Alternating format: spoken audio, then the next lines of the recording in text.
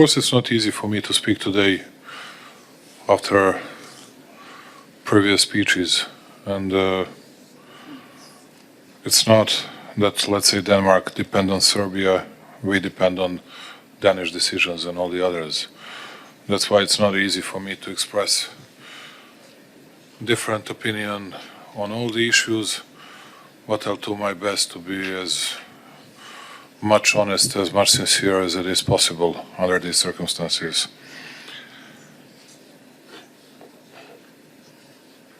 I believe that we need, instead of reiterating and repeating the same messages, a real strategic conversation between all of us that are sitting here and some other countries as well.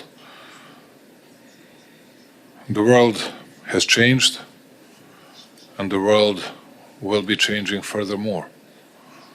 And we still live in the past, not accepting it, and reiterating the same platitudes as we used to do in the past.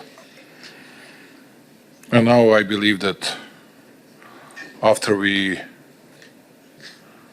depicted Donald Trump as a devil, now we're going to change our story, creating an angel wings for him, that the story of himself can be changed, or his agenda can be changed, not easily.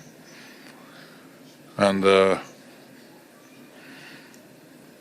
but there is something else that we need to understand more than what Ursula, Charles and all the others will discuss with Donald Trump. They'll find a way to tackle important issues. The real issue is what really happened in the United States of America. What people of the United States conveyed as a message to all of us. What they were fed up with. What do they want to see?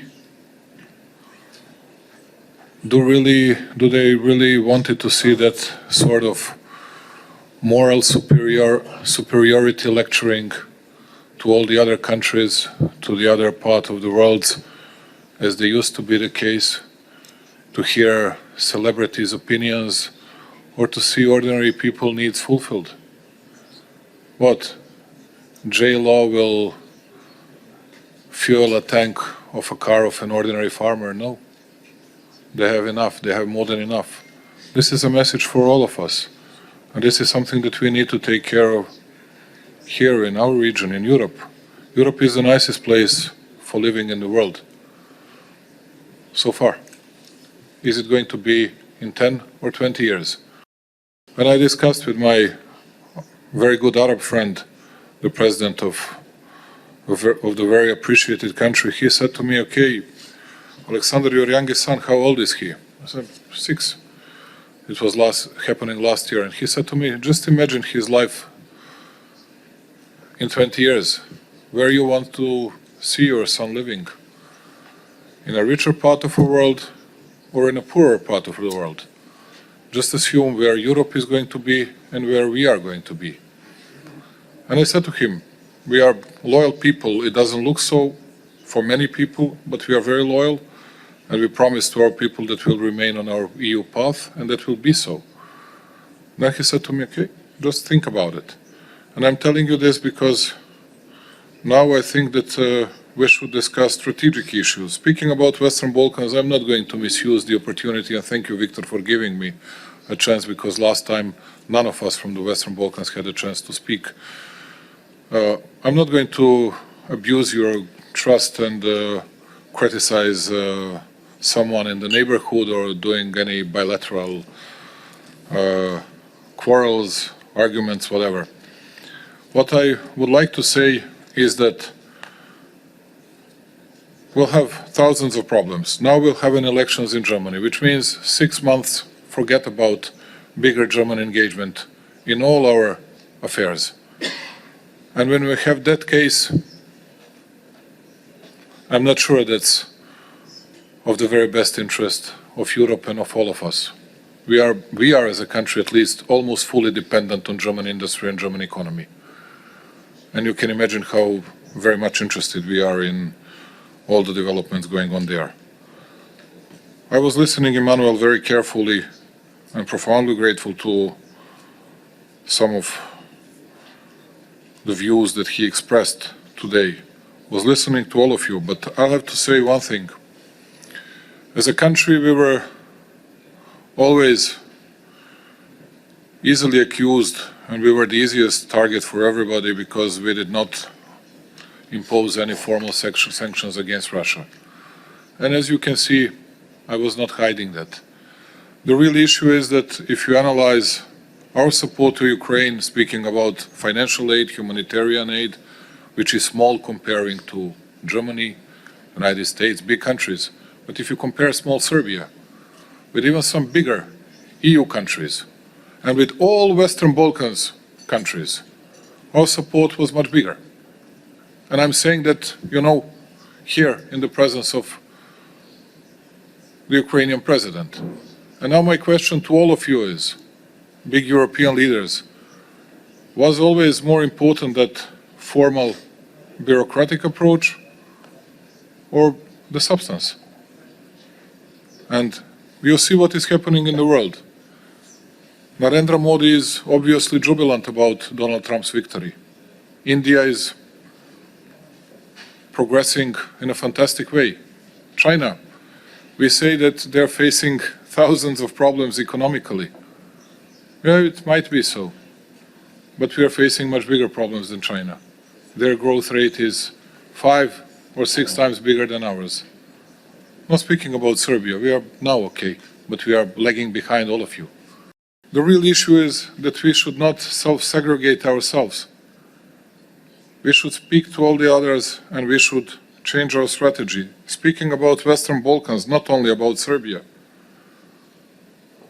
I believe that the European Union should bring strategic decisions on enlargement issues.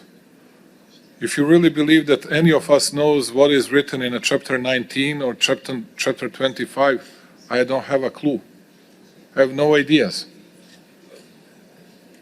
I have no ideas, and none of you have ideas about it. And it was not the case with Bulgaria, Romania and all the others. It was a political decision made by European Union when there were strategic decisions and people that were thinking strategically. This is how we see it. You know, then I see, okay, that country is doing that better and better. And Serbia's economy is the strongest economy by all means in the Western Balkans. Yeah, but we don't need Serbia because they did not impose sanctions against Russia or whatever other reason. Or they did not resolve their problems with some others. But we didn't make those problems, or we were not the only one who made those problems. And I'm not going to go through that story of violation of UN Charter and international public law and everything else. And now the question is, what we're going to do? Because Trump has just won. If you believe that he's going to increase his financial support to Ukraine, he's not. I'm sorry that I need to say this publicly and openly. Okay, we can all increase our financial support. Our support is small. This year we gave 52 million, if I'm not mistaken, which is small. What they can do with that. But if all the others were doing that, it would have been much bigger. But to be very honest, we need to see what is the solution. You know, I admire Meta's constant, persevere and very strong approach to that. But the real issue is that I don't know what does it mean that someone has to win and that we'll have to have a victor. When? How?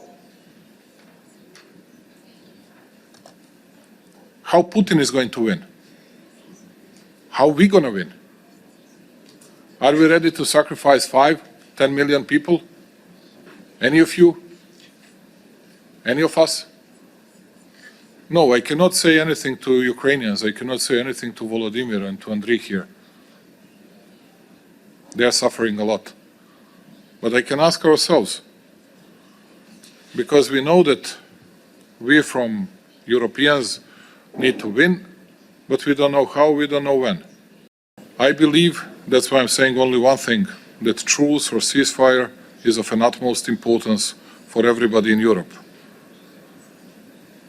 And full support for Ukraine in all their European, economic, and all the other efforts. Everything else will lead us to a further disasters, and that's it. And wanted to add something more in 2 sentences. I believe that we are going to face huge energy and economic problems. And I'm profoundly grateful to you, Ursula, that you came to our region and you spoke to us on these issues. And it's not about 100, 500, 1 billion of euros. It's more about SEPA, green lanes. It's more about single market issues. And it's all about preparations and know-how on energy issues, because we are going to face terrible shortages of electricity, and not to mention gas and oil. And we won't be able to resolve it. And we need to find partners that will help us to build nuclear modular reactors much faster than it was happening so far. And we need to address these issues. And if we won't be able to do so, it will be a real disaster.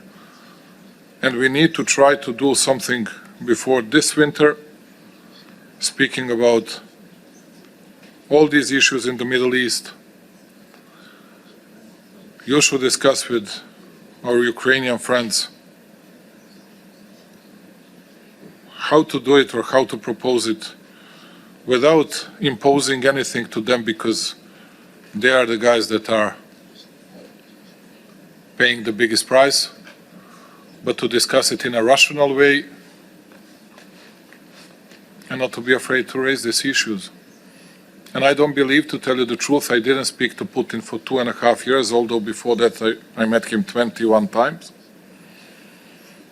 I'm not sure that Putin will be even ready to accept this, any kind of ceasefire or truce. I don't know, but if someone does it, if someone tries to do it, those guys should not be stigmatized, and then at least everybody will see who wants that truce and who doesn't want it. That's what I think. Sorry that I was saying something that many of you think and nobody wants to say publicly, but that was my duty. I'm a political veteran finishing my mandate in 2 years, and that's all. But I'm begging you, I'm asking you, all of you from European Commission, European Parliament, European Council, and all of you European leaders, to consider strategic decisions. That's what we need for the future, not just tactical decisions. And I believe that in that sense, Europe can remain the best place for living in an entire world. Thank you very much for listening to me, and thank you, Victor, for giving me an opportunity to say something.